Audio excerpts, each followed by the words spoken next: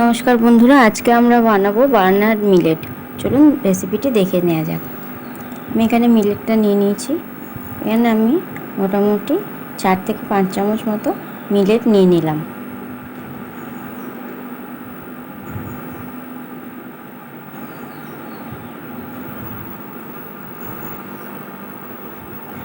এই মিলেটটাকে ভালোভাবে ধুয়ে জল দিয়ে ভিজিয়ে মোটামুটি 6 থেকে 7 ঘন্টা ভিজিয়ে রেখে দিতে হবে। আমি ভালো করে ধুয়ে নিয়ে এটাকে ভিজিয়ে রেখে দিলাম। এখানে আমি নিয়েছি কিছুটা সয়াবিন সেদ্ধ করে রেখেছি।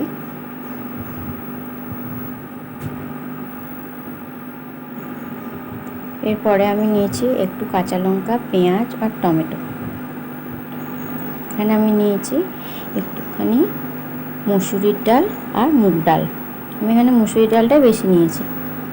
বাঁধাকপি, শিম, কড়াইশুঁটি, একটুখানি আলু আর বিনস। আপনারা আপনাদের পছন্দ মতো ভেজিটেবলস নিতে পারেন।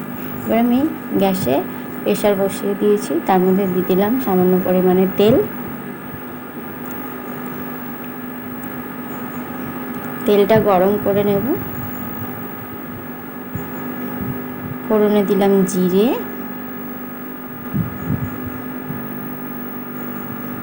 একটুখানি নেড়ে নেবো জিরেটা। তারপরে দিয়ে দেবো একটা কাঁচা লঙ্কা। তারপরে আমি এখানে দিয়ে দিচ্ছি পেঁয়াজ, কুচি করে রাখা পেঁয়াজটা দিয়ে ভালো করে একটু নেড়ে নেব। তারপরে দিয়ে দেবো কাঁচা লঙ্কা কুচি। আপনারা ঝালটা আপনাদের পছন্দ মতো দিতে পারেন।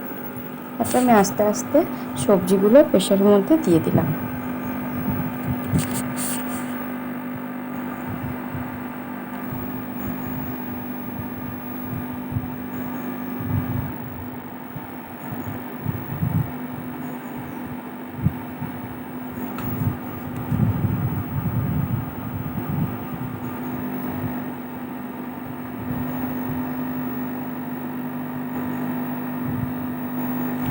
এবারে আমি সবজিগুলোকে একটু ভালো করে নেড়ে নেব।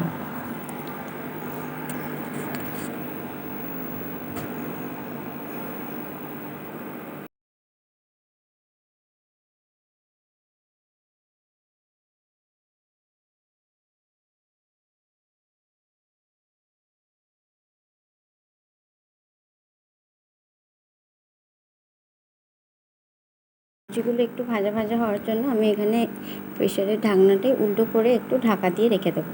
5 মিনিট পর এটাকে খুললাম। দেখুন সবজিগুলো হালকা সেদ্ধ হয়ে এসেছে।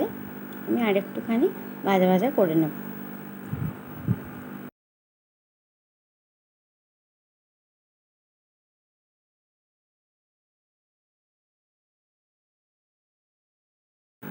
একটু নেড়ে নেওয়ার পর আমি ধুয়ে রাখা ডালগুলো সবজির সাথে দিয়ে দিলাম। দিয়ে আর একবার নাড়াচাড়া করে নেব। তারপর আমি দিয়ে দিলাম এখানে সয়াবিন, যেটা আমি সেদ্ধ করে রেখে দিয়েছিলাম আগে থেকেই। সেই সয়াবিনটা দিয়েও একটু নেড়ে নিলাম। এরপরে আমি দিয়ে দেবো বাঁধাকপি, যেটা আমি কুচি করে রেখেছিলাম। সেই বাঁধাকপিটা আমি দিয়ে দেবো।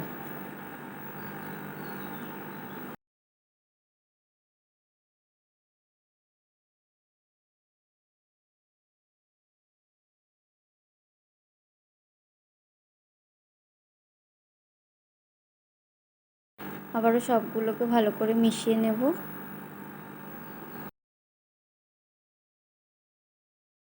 সবগুলো ভালো করে মিশিয়ে নেওয়ার পর আরও একটু ঢাকা দিয়ে রেখে দেবো 5 মিনিট।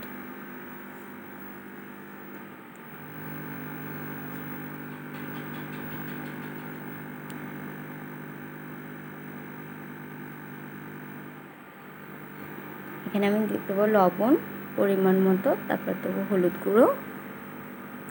তারপরে আর একটু ভালো করে লবণ আর হলুদ গুঁড়ো সবজিগুলোর সাথে ভালো করে মিশিয়ে নেব।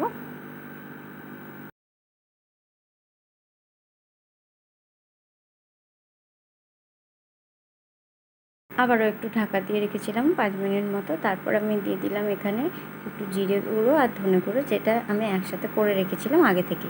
এরপর আমি দিয়ে দিলাম একটু টমেটো কুচি।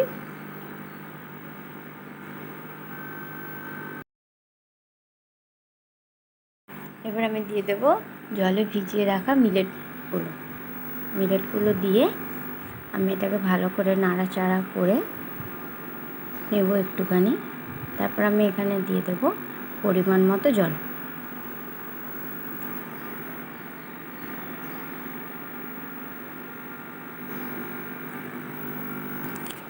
আমি এখানে 2 গ্লাস মতো জল দিয়েছি, আপনারা আপনাদের পরিমাণ মতো একটু দিয়ে নিতে পারেন। আপনারা যতটা ঘন বা পাতলা খাবেন সেই অনুযায়ী জলটা দিয়ে নেবেন।